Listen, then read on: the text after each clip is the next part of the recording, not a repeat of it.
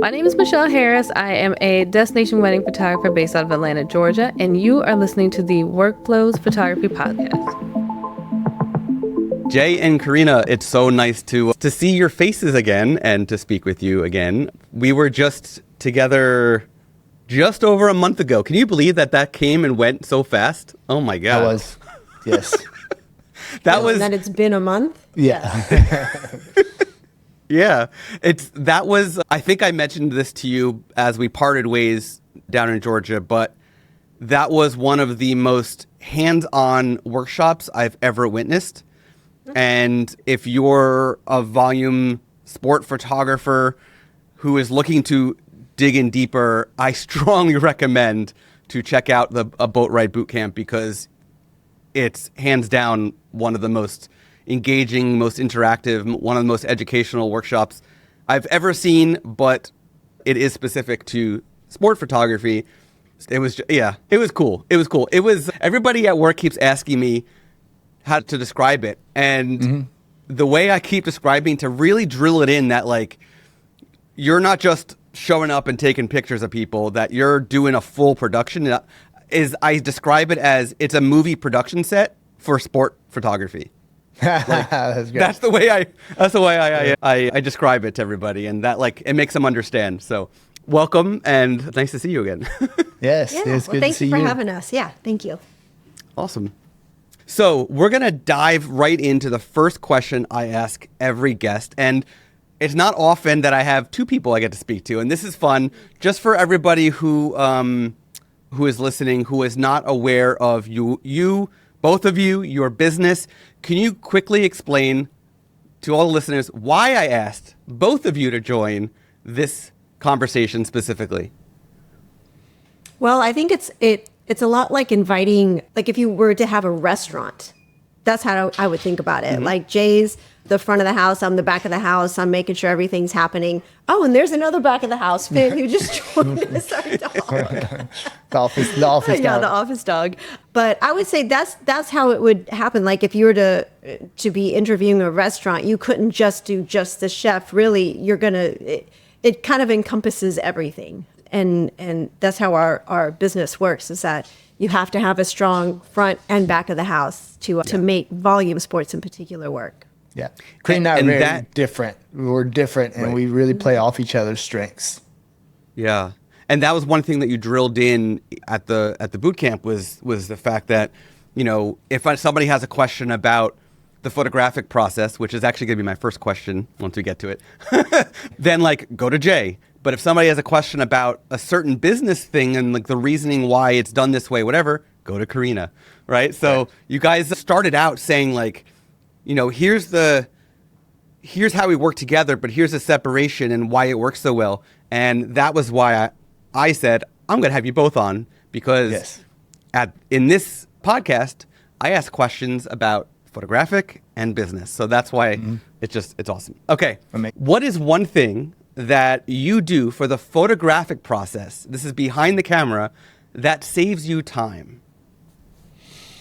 It has to be just taking this is probably the common answer for most photographers, but doing it right in the camera. You know, we have our lighting set up. We have it pretty much dialed in. We have a system for it.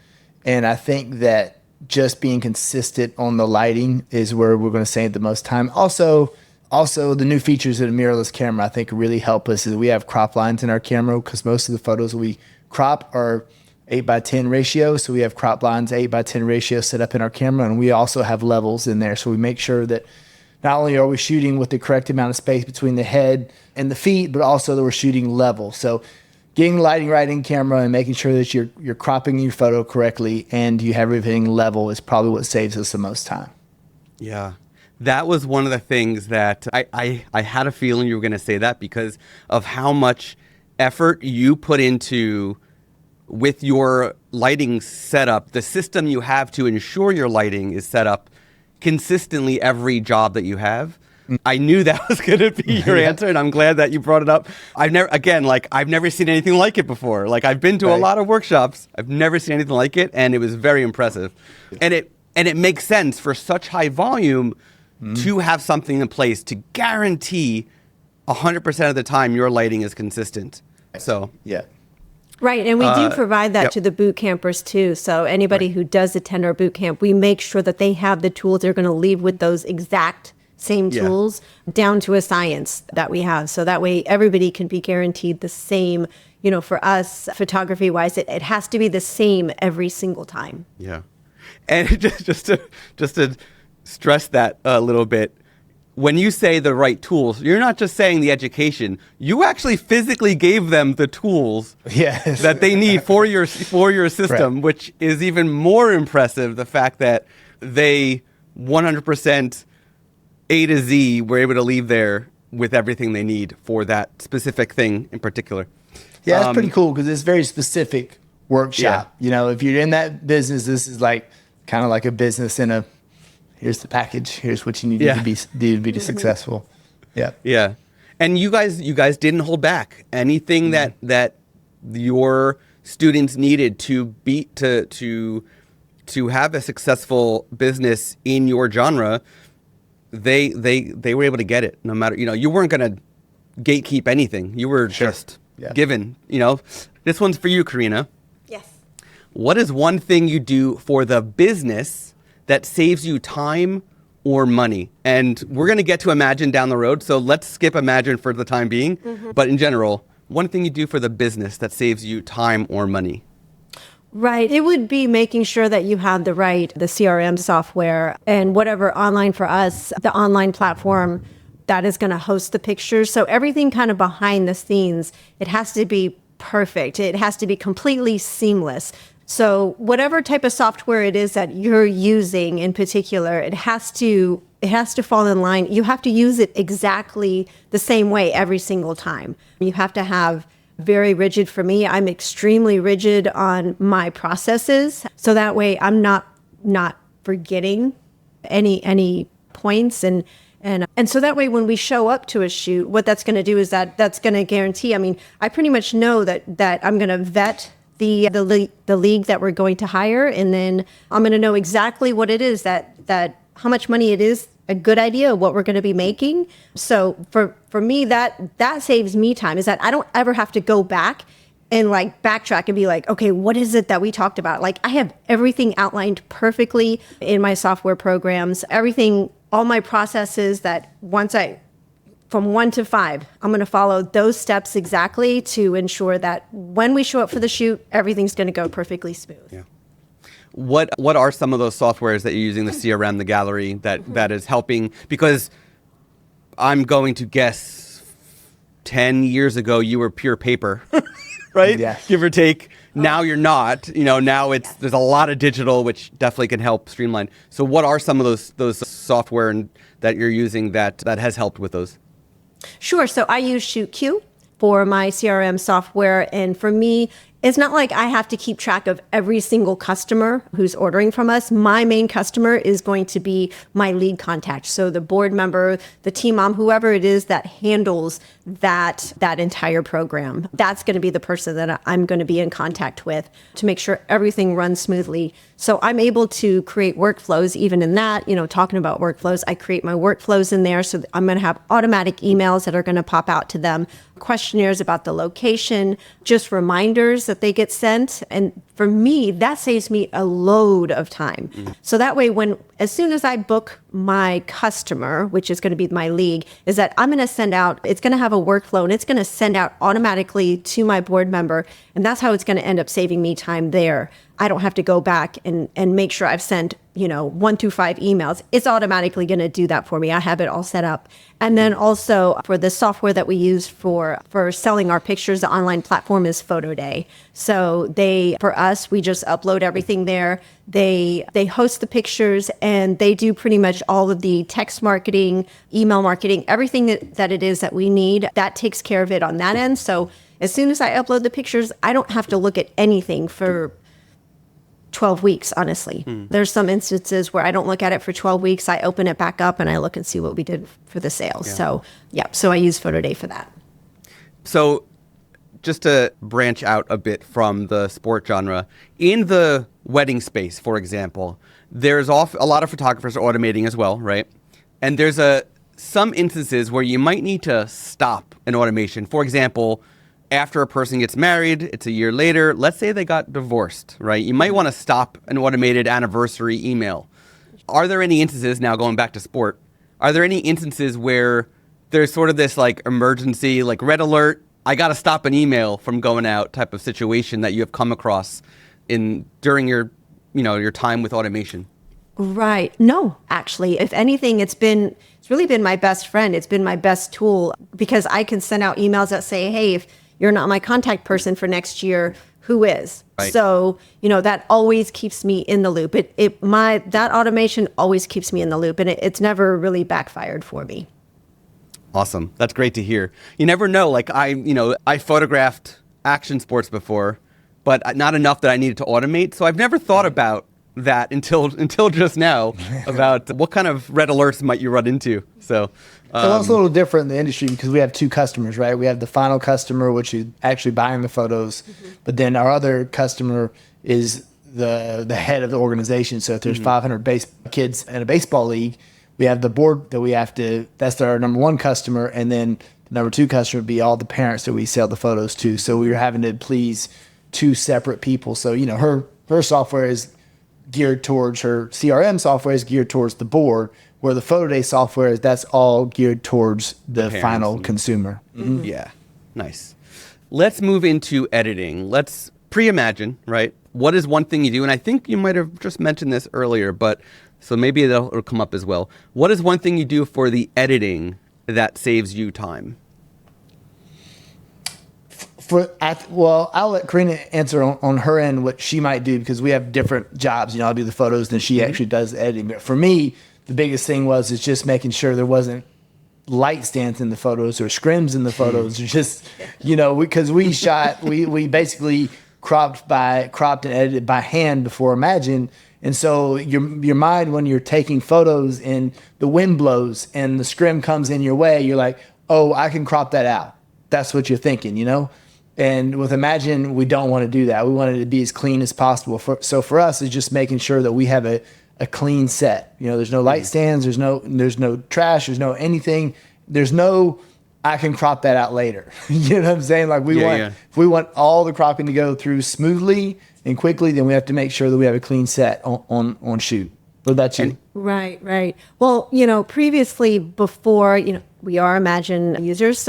But previously we did have I guess you would say across the world. So Off-site editor. Off-site editor. Yes. And we sent him everything. Yeah. And so he took care of everything for us. But it was just very difficult, just the logistics of it.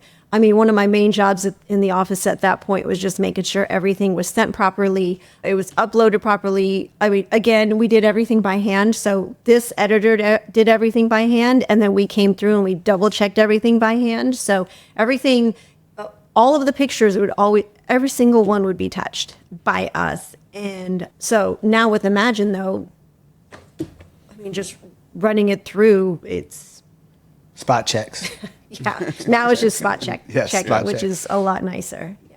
This is a good opportunity to bring up what is any day from the time this episode airs, any day now, there's a new feature that's going to be in Imagen. It's something that was, in partnership with you both, with partnership with some other photographers that we've consulted with, to get a new crop specific to your needs in place in Imagen.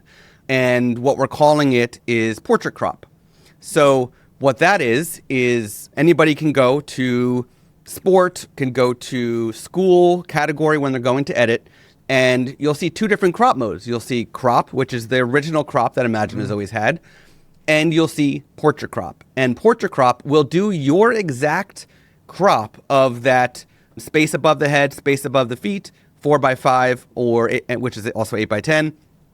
And will center the student, the player, whatever, in the frame exactly how you've been framing it in camera with your crop marks and getting it perfect every time. And it's very exciting that it's going to be here. And it's only a matter of weeks, hopefully, knock on wood, when we have the same feature for 5x7 also available too. Okay. So That's very exciting. So I know our product team is grateful to have worked with you on that to get it out there. And it's exciting that it's finally here again within days of this episode airing. Yes, me too. And, we can go in more detail what our workflow used to be like compared to Imagine if you want to get there. But the crop situation is a big game changer for us because we generate a lot of photos. So having the feeling that we can upload to Imagine and crop and editing is done and we can move on is kind of a life-changing thing. Really, Yeah. I can't really. It's not an exaggeration. It is like it could be life-changing for us. Right, because for your audience, for us, we consider volume. I mean, it can be anything over 100 kids, but we don't typically do anything less than that. But it's going to be like 100 kids. We can take up to 1,500 kids in a day. So you're talking about, for us, we do what's called progression. So Jay's going to do a bunch of different looks for these kids. They're going to be about 5 different looks. So when you're going through and you have that many pictures that you have to edit and, of each athlete, it can really pile up. Yeah. Doing that one by one for each kid, and once they change the pose, yes, you've got your markers of where the kid's going to stand. You've got your lighting in place. You're quite literally sitting in a chair on the ground, and everything is fixed. The only thing that's moving so much is the kid, right? And that slight the camera, change we in do pose. change angles. Yep. Yeah. That slight change in pose is while it might be minor, when you get to the editing point, it's not so minor anymore because you've got so many that you have to go through. So it is something that I know it's going to save you a ton of time. I know it's going to save many other volume shooters a whole lot of time. Is there anything else you want to share about that before we keep moving on? The crop tool? Sure, crop before Imagine had it or now. Well, I guess Carinna and I just, what do we estimate? We're probably saving 20 hours a week since we switched from doing everything by hand. So it's been a huge thing. And the crop tool, the crop and straightening is why I first came to Imagine, because the straightening tool wasn't just the Lightroom tool. It was, it really was doing a good job, because when you're shooting sports, you have a lot of fences in the background. You have a lot of stadiums, and, you have different, we say parallel, the horizon. Yeah, the horizon line. So, I would have a hard time adjusting them by hand myself, Right. So Imagine did a great job, and that's why we originally went with Imagine compared to any of the other AI companies. So having a smart crop tool, not just something that's, it's going to randomly do, the same thing like a batch, is going to be, we're going to be able to either take more time off or get new leaks. Either one of those is fine with me. So it's a huge deal.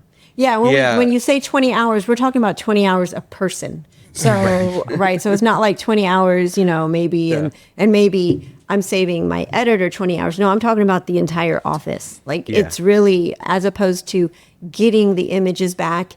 And let's say we're going to shoot all weekend. We're going to come back with, 20,000 images, let's just say, and to go through, now before we would maybe, if we didn't have anything else going on, we'd have them up by Friday. Now we have them up. And this is like even kind of being a little bit lazy, no later than Wednesday. By Monday, usually everything's done. Tuesday, we're spot checking everything and, doing some other office work. And then for sure by Wednesday morning, I have everything posted on PhotoDay, which is huge. I'm going to be really interested to see numbers wise what that's going to do, because, near the end of the season for us, it's things we're getting like 2 weeks behind because we're just like shooting. And we're coming back to the office and editing and shooting and editing, and it's just like a never-ending cycle. And so now I'm really interested to see how the numbers are going to play out for us, being able to turn those images around so quickly for my customers. We're almost going to have to hold on to them for a minute, because then it's going to look too easy. Let's hold on to these two for a couple of days, because I don't want to look like it's too simple. That's what I did for yesterday's. I was like, I can't post this. I got home from a shoot. We did our first shoot yesterday, and it was just a little small shoot. But, literally I came back to the office. I had it done in, 10 minutes and posted to PhotoDay ready to go. And Carinna, I guess I'm going to hold on to it for a day. At least we did something. Yeah. At Imagine, one of our taglines is imagine the possibilities. And when we're thinking about volume school volume sport photographers, I think it's more imagine the opportunities, right? Because now, it's very much, yes, all of this is going to save you guys enough time where you could go on more trips and spend more time out with the dog and the kids and so on. But I think it's going to unlock even more business opportunities because now you're going to have even more of this time to bring on more leagues, more teams, do more boot camps, etc. Right? So I'm also very excited to see how much more time. Very much. Anytime we save time doing something, we somehow manage to fill it with more business. But that's the thing is like that's what we're good at though. Jay's great at shooting. He's great at educating either our photographers who also shoot. I'm great at keeping track of everything and making sure everything is going to go as smoothly as possible, and we're going to run this business. And so that's for us. That's exciting for us. I don't like the editing part. I don't like we have our lab partner is Reedy Lab. And we learned very early on, we did not like stuff in those envelopes with pictures and sending those. Like, we were really bad at it, by the way. Yeah. And so just to be able to focus on the things that we're really good at, that's what Imagine allows us to do. Yeah. Awesome. Yeah, that I think that oftentimes what happens when you have something like this, it frees you up with so much time. Things happen that you really can't anticipate. And it'll give me more time to have a better education process, like Carinna said, for our photographers, training photographers. I can do more social media stuff, which might bring in a different type of client. There's just so many things you can do when you're not burnt out, because before Imagine, we were literally taking photos. We would do anywhere between 7 and 10 shoots a week. Then we're back in the office editing. And our days are like, they were from 10 to 10 is what our days looked like. And you just had zero time to think about anything else besides shooting and editing. So by taking the editing off of us, which was the most time, then I think we're going to come up with all kind of creative stuff, and it makes the job fun again. Yeah. I can't wait to see what you guys wind up doing from here on. It's exciting. Too. So my next question to you, it's still business related. What is one thing you do typically I ask one thing you do after a session, but I'm going to say after you do a full day of, an entire league, right? What's one thing you do after a day that increases business? And by the way, this could be, I'm going to do a twist on this. It could be during, because you guys do a lot of stuff during as well. So let's say either during or after that increases business. You go first. That increases business. Well, I automatically just thought about you, that you're always out looking for the board members for other leagues, or if they're with the rec department, we're always trying to figure out how we're going to get the different sport. Yeah, I mean, typically for my job, when I'm on site, typically I'm on site. Carinna's at the office, and on site, if a shoot goes smoothly, typically the people that are going to be sticking around afterwards have influence at that league, and of course maybe other leagues in the community, because the different board members talk to each other, different parks. Maybe I'm dealing with a baseball board director, but they also sit on the board of a football league. So when we just had a successful shoot and everybody's excited, and typically during the shoot, I'm uploading some photos to Facebook that I really like that I'm taking at the shoot, to get parents excited, get the board excited, say, hey, photo day is going great today. Here's some of the samples of your league. And we post some photos, and then so everybody's on a high. Everybody's real excited about how everything went. And that's a really good time to start asking for more business if you get the opportunity. So that's been a really good way for us to grow organically and not really have to go and chase people. We're just like, a personal introduction is the best. Yeah. So I do that as much as I can. Awesome. And for you, I think more business, like the way she markets after the shoot, like she has like a couple times a year where she does like your little special. Where you expire stuff. Yeah. I expire stuff. I expire galleries, there's some type of deadline to some of the galleries. So your last chance offers make us a lot of money. Yeah. Yeah. So like a last chance to buy a print of your kid before the gallery expires in 10 days. Or goes up in price. Yeah. Mm-hmm. Okay. Yeah, I usually do those during slow season when we need some money. Yeah. Yeah. When there's no sports going on. So it's a good bump though. It's a very, very, very good bump. Yes. It's really, it's significant. For me, I do expire my galleries, but I have something that's going to tell the customer that we're expiring it, but then I do expire it, but then I go on the next day and I reopen everything. It's just more expensive. So there is an urgency to it, but yeah, it really helps. Yeah. Nice. Get through the slow season. Out of curiosity, for those who are not familiar with the Georgia area, what are the top 3 sports that you're photographing throughout the sports season? The top 3 would be the top money makers would be the traditional ones: football, cheer, and baseball. Softball does really good here too. Yeah. We got a gigantic basketball league. So it's the major sports. But percentage-wise, I would Baseball. say sales-wise would be baseball, football, cheer. What is the least obvious sport that most people wouldn't expect that you photograph, either here and there or on a regular basis? For Atlanta? Hockey. Yeah, ice hockey in Atlanta. We shoot a lot of ice hockey. Nice. Yeah. I loved hockey growing up. I did baseball and hockey growing up, but Being the ice hockey photos are always fantastic too. We really love shooting them. So we're fortunate we get to be on the ice here. A lot of photographers up north don't get to be on the ice to have to do composites and things like that. And we don't do composites. We're, field of play or a really cool backdrop. That's all we do. And so our hockey photos are on the ice. And that was a bit of a challenge, a learning curve for me because I never played hockey growing up. So, but now we're really good at it and we really enjoy it. And that's actually a very good point that you made, is that we do take pictures on the field of play. So we are not composite photographers. For us. Yeah. Everything is going to be in the natural background. I always say kind of like the natural habitat. So that's literally, you're doing dugouts, volume. Literally in the habitat. Yes, exactly. First of all, that's got to be a nice change of pace from the Georgia heat to go onto the ice every so often. But also, what do you do with light stands on the ice? Do you put rugs down first, or do you just plop them down? Yeah, we just put them down. Sometimes, you have those little rubber stoppers. Usually I use them. I use the Manfrotto. We're traveling all the time, so I have stackable stands. Or the Manfrotto's the 1004 BAC, I think is and they're stackable. Since we're traveling all the time, we have to have gear that folds down pretty tight. So I use those stands. They have little rubber stoppers, that keep from scratching floors. Yep. And sometimes if you set the stands on the ice, they have the Zamboni that goes around, and the ice a little bit wet. You put the stand down, and then, we have to get off after every session. So every 45 minutes, we're taking the lights back off. And so sometimes those little things get stuck on the ice. But for the most part, you just throw the light stands right on the ice, and the Zamboni cleans up anything that, if it made a little indentation, it'll take care of it. Nice. That's got to be a lot of fun. It is.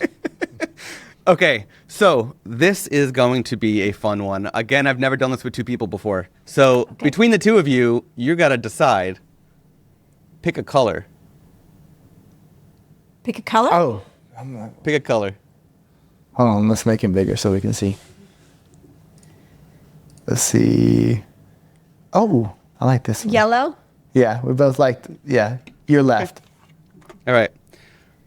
I'm going to thumb through the deck. One of you just tell me when to stop. Okay. You tell. Stop. Okay. I'd like for both of you to answer whatever this question is. Okay. This is my favorite part of the show because it's like I have no idea what I'm about to ask you. Okay. I've had this question before with somebody else. That's funny. What is something you don't mind paying more money for? I fell out. What was the question? What's something you don't mind paying more money for? More money for. I know. It does not have to be photography related. It could be anything. Okay. What do I not mind? A great steak. Nice. I love a steakhouse experience, like a really great luxury high-end steakhouse. We did hear that at the boot camp you are a foodie, so that was a good answer. I am. Yeah. Very on brand. Yes. Okay, mine's going to be a little bit cheesy, but it is what it is. Mine is definitely Imagine because really? because we're paying a little bit more than we paid our editor, I think. Right. For volume, so it's a little bit more, but I don't mind paying because more than paid for it. You know what? It's more expensive dollar wise, but as far as you include time, it's less expensive.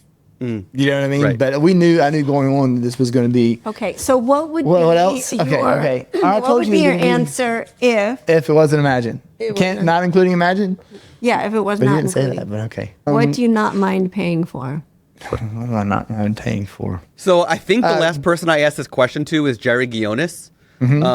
And he said going to see a really good show, like a Lady Gaga show or a famous jazz musician or whatever. Like he was like over the top, like I'll spend a fortune on something that epic. So Yeah, I mean, probably golf for me. Experience. Like golf. Experience, I love. Yeah, if I Experiences, trips. We really yeah. like to travel. Yeah. So yeah. Yeah. That yeah. too. I love a if good you- golf course with a caddy and the whole like spoil myself. Yeah. I love that. have you ever done one of those like celebrity tournaments where like you're the Joe Schmo that's playing with a celebrity? No, but I don't really get that starstruck. I mean, I've met some famous golfers before because I grew up playing golf, and I would be more about being with my friends at a really good golf course rather than Okay. playing with a celebrity. Yeah, Yeah. that's not really my thing. They're just like a regular guy, just like everybody else, you know. I like to play like just be at a beautiful landscape is my thing. Yeah. I have never played. So my grandfather was a big golfer. And growing up, like they moved down to Florida, like many Jersey grandparents do eventually. Yeah. And, you know, I would go down there and he'd always say, hey, do you want to go play golf with me? And no, I don't want to do golf. But we would go to the range and I would just hit balls all day. I mean, it's just like going to the batting cages. Yes, like just it's fun, Hitting yeah. all day long is nothing better for me, at least. But I'm sure one day in my life I will actually play around a golf. But You should. yeah. So I typically ask a question about doing an outline breakdown of your workflow from lead to delivery. But I'm going to, again, twist this a little bit. I would love for the both of you to share an outline breakdown of how a typical day, or if it is like a big lead that needs multiple days, just in general, how does a day of very high volume, you're doing 1,500 kids, how does a day like that look? Just like an outline breakdown from the photographic and the business side of things from start to finish for a whole day of high volume. You want me Right. to So go it's going to on the photo first. side? No, actually, the first part that's going to happen it's is that you. I'm going to book them. I'm going to get them into my software. I'm going to get them all the marketing material from PhotoDay, and then from there, I'm going to make up their schedule, their picture day schedule. I don't want them doing it. They don't get to tell me how I'm going to run my picture day. So I'm going to make up the schedule. I'm going to make sure I have to make sure I have enough people hired for the shoot. That could be 5 people. That could be 15 people. Make sure to make sure it's going to run smoothly. And then I'm going to know the exact location. I'm going to keep an eye on the weather. Very important. The weather. You are outdoors a lot of the time, so that is very important. Jeez, yes. The weather. And then day of, we're all going to get there about an hour 15 early. We're going to step out of the car, and then that's when Jay takes over. Yeah, we typically pack up the night before. I've got a van. We have a big Sprinter van, and we also have a trailer that we have to get packed up. So we have a list of goods because each line we have 3 lights. So if we have 3 lines, it's 9 lights, and then team lines. So you're talking about 9 to 12 lights for a big shoot and scrims. So we have to make sure we're real organized on packing up. And once we pack up, once we get to the shoot, Carinna gives us an hour and 15. We have to decide. Typically they're anywhere from 3 to 6 hour days. So we have to pick a spot on the field, which is going to be the best for sun, for traffic, for sales. And we pick that spot, we set up our lights, and then we just, with the staff we have, determine, which photographer is going to work with which assistant, like for in sports. And what we do, we always have an assistant. There's a lot of sports photographers that try to go do it by themselves, which I think is a mistake. It kills you physically, and you can't do as good of a job without with somebody really being hands-on with your athletes. And we shoot and it's nonstop. There's typically barely time for a bathroom break. Sometimes Carinna schedules us some in there, but it's a pretty tough physically to get through a 6-hour shoot on a turf field in the summertime. It's pretty rough. And then once we're done, we're just packing up, we're going back, and that's when we start, we try to upload once we get there, and the uploading process is really important because you can make a mistake there, and that's pretty rough. You make a mistake, because we have a bunch of shoots. So if you make a mistake, it could affect a couple of different shoots after that. And then that's where Carinna takes back over. Right. So then there is an in-office protocol as to how we're going to organize the images, make sure everything has been uploaded, double check the cards. We do, in between each shoot, we do reformat the backup card. The main card, backup card's safe. Oh, sorry. Yes. Yeah. The main card we're going to reformat. Hopefully we got everything uploaded, and then the backup card stays in the camera, and then we're getting ready for the next shoot, which is usually the next day. Yeah. Yeah. Wait for that. We're running through Imagen and then PhotoDay. Right. Yep. Run it through Imagen, and that'll take... We'll automatically go ahead and just send it. We'll go ahead and just send that catalog on over. And then the next day when we come back into the office in the morning, we're taking those images from Imagen and just spot checking, and then, uploading them into PhotoDay and then posting them and then making that money. Making that money. I think there's two things here worth mentioning. One is, you kind of subtly touched on this, but there's this domino effect with the volume work where if one part of the process of one job gets messed up of some way, it impacts those following it in some aspect as well. So it is very important, as you said, to really pay attention and make sure everything's done correctly for a lot of these tasks, so that there's no domino effect and everything else remains on schedule. Yeah, for Carinna, like literally, like we'll on a busy Saturday, we'll have 7 cameras in the field, So we have to keep track of 7 different cameras. And before, imagine when we used to send it overseas, we could only send 500 images at a time. So, we would come back from a weekend with thousands and thousands of images. And you're talking about if we came back with 5,000 images, which could be a typical thing, that means that Carinna has to bust that up into 10 different catalogs to send overseas because the internet connection is not that good over there. So, but then you have to add Monday through Thursday shoots. So, we have this board over here that would be full of catalogs in which Carinna just had to keep track of, right? And if there was somewhere in those catalogs where one image or images, like a set of 100 images, weren't uploaded, then we have to go back and search in the memory cards. And it was just this huge task that only Carinna could do. So now with Imagen, it's literally one quick catalog. We went from a big shoot from having 7 catalogs to keep up with to 1. Yeah. You know what I mean? And that's just been like such a huge change for us. And it doesn't, we're not, losing. It's a lot more difficult to lose images now that we have this system compared to what we were doing before. Right. Yeah. And you're sending smart previews, and they're not going overseas now. They're staying in the U.S., going to U.S. Amazon servers, which are, so you're getting as fast as you possibly can get at the end of the day. Another thing that you definitely mentioned this at the boot camp, and I think you subtly mentioned it just now, is you're not really culling. You're doing a quick pass just to ensure that, there's nothing just completely blurry, and you're just sending them all for editing because you're not shooting with super high, high speed burst. You're shooting high volume with intention. Every single time you click that shutter button, there's a reason for it. So I think it's worth pointing out that it's a lot of photos that you're doing, and every single one, there's one goal, and that's to sell it. Correct. Every single one. Yeah.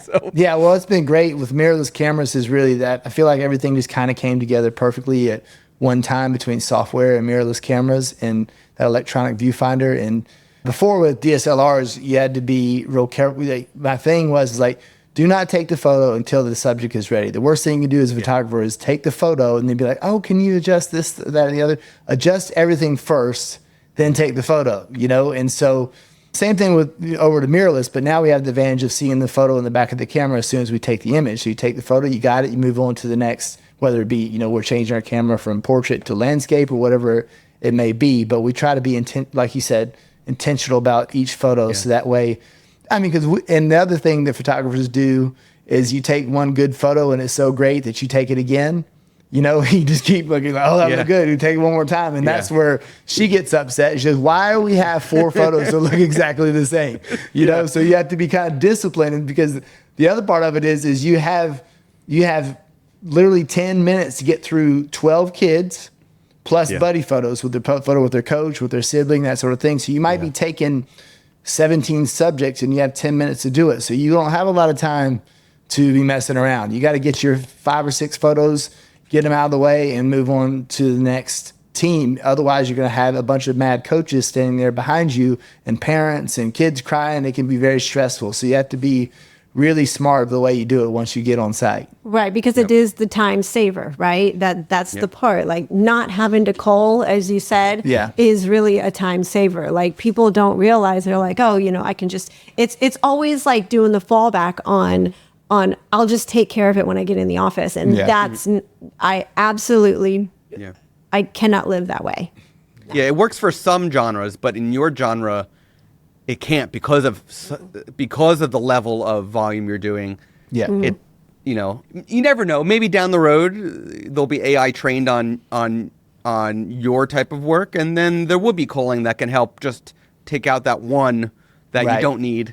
But I think it was important for when you said it at the boot camp, and I think it's important for everybody who's listening now to also hear it, that culling isn't always required if you're shooting with intention. So my last question to you both is, you have a profile now available with Imagen for anybody to utilize.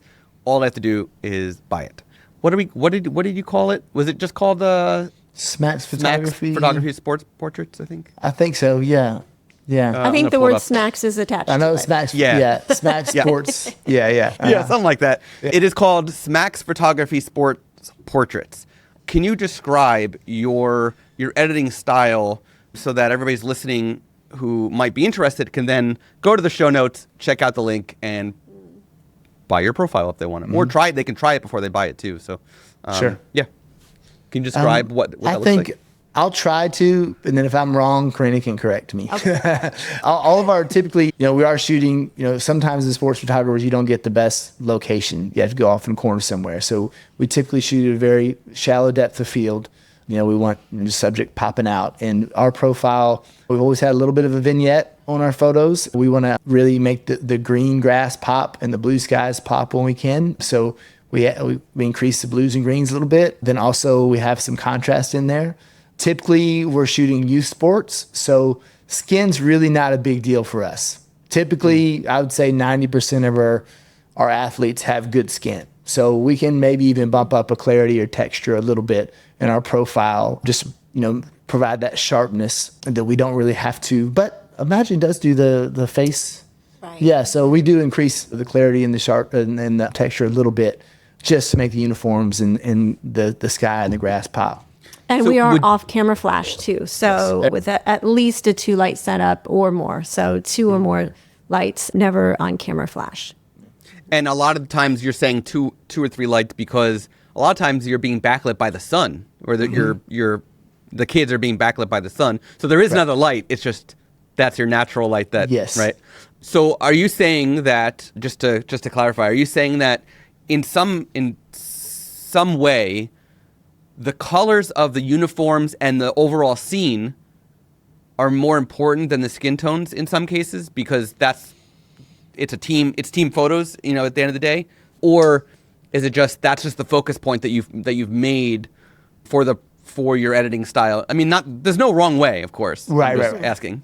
No, I think that we've always bumped up the clarity on our profiles. Like whenever we're in Lightroom, we're always bumping up the clarity, and I think you have to be really careful with that. People who have bad skin, because that's just going to, so that's more what I mean. We still want the skin tones looking correct. And so, but I think adding a touch of vibrance pretty much to everything in sports photos, a little bit more saturation in those uniforms, the colors, you can get away a little bit more, where like a senior photographer, they might want to have some muted colors, with sports, we don't do that. Parents like bold, bright, vibrant colors. So we try to bump those up, as much as we can without looking fake. Right. So For those listening, if you want to try it, I will link to the profile that you can check out. You can try it before you even buy it. It is also worth noting that, as Jay said, there is a vignette in the editing style. If you are not a fan of vignette, because some people don't, in Imagen, there's actually a feature called the profile adjustments.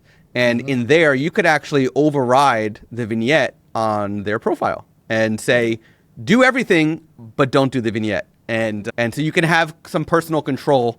In fact, it's also worth noting that if you buy the Smax Photography Sports Portrait profile, it's actually a personal AI profile on your own account that learns from you over time. So it would be as if you made it yourself, and you're just using their style as a starting point. Then you can continue going, and it'll just get smarter and smarter on your needs.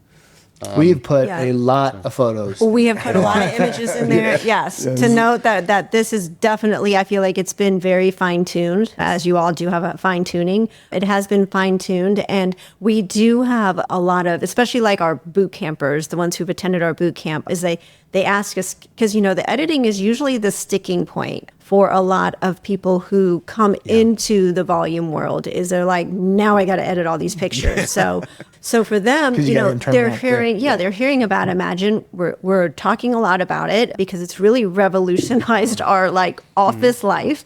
And so we have a lot of photographers who are asking, can I get a profile from you? Is there a starting point that I can start with? So I do think, That's a good one. I was listening, and it wasn't me, I would get it. I would so be into it because we have put a lot. We put an entire season basically into it, and we're talking about editing wise. It has me, Jody, Jamie. We're all three of us. We went through getting all the images back from Imagen and making sure everything was fine-tuned. It's not like we created it and then we just ran everything through it and then we're like, okay, now buy it. No, we went through. There's a lot of pictures. And for three people to constantly be going through and double checking, because we're used to hand checking everything anyhow. So I had everybody go through that process of hand checking. Tens of thousands of images that's been double checked. So I do feel like this is very much, I highly recommend it. Yeah. Yeah. One more thing that I meant to bring up earlier, that you just brought up your team again. And I was like, oh yeah, I wanted to bring this up. I think it's important to everybody know, yes, there's the two of you, right? You own this business. You might be the masterminds behind the business, but you have a team that not only helps you when you're actually doing the jobs, but at the boot camp, they were there as well, helping. And not only are they very nice as well, but they know your business. They know that. So if one of the students had a question and they went up to them, they knew how to answer it without having to come to the both of you. Right. Mm-hmm. And I think that's really important for any volume photographer of any genre, to make sure that the team that you have, not only do you trust them, not only are they good people, but they truly know your business. Because if you don't have a team behind you that knows your business as well as you do, or almost as well as you do, right, it can make or break things. Right. Mm-hmm. And you've over time, you've built this team of fantastic people that really add a lot of value to what you do. So thank you. Point that out. I agree. That's awesome. Yeah. Okay. Thank you both for joining me. I really appreciate it. I'm so glad you were both able to come together for this. Where can listeners learn more about you, connect with you, of course, see your awesome sport photography? Yeah. Well, we have boatwrightbootcamp.com is our workshops, and Smaxart, SMAXART.com is our website. Mm-hmm. On Instagram, I'm Smax. It's SMAX_photography. Yeah. And where else? Oh, we periodically we do some educating also at some of the shows. I don't know if we're going to do anything this coming year. Probably maybe SPAC. I don't know. Yeah. But you can also find us there too. Awesome. They're very friendly. If you're listening, they're very friendly. If you do see them at one of the events, go say hi. Absolutely. Thank you again, both of you. All right. Great. Appreciate it. Thank you, Scott. Thank you, Scott. You have been listening to the Workflows Photography Podcast. To hear more from Workflows, to learn more about our guest, and for an exclusive offer for Workflows listeners, please go to workflowspodcast.com. And be sure to subscribe to the podcast on Apple Podcasts, Spotify, or wherever you listen to podcasts. Thank you for tuning in. Until next time.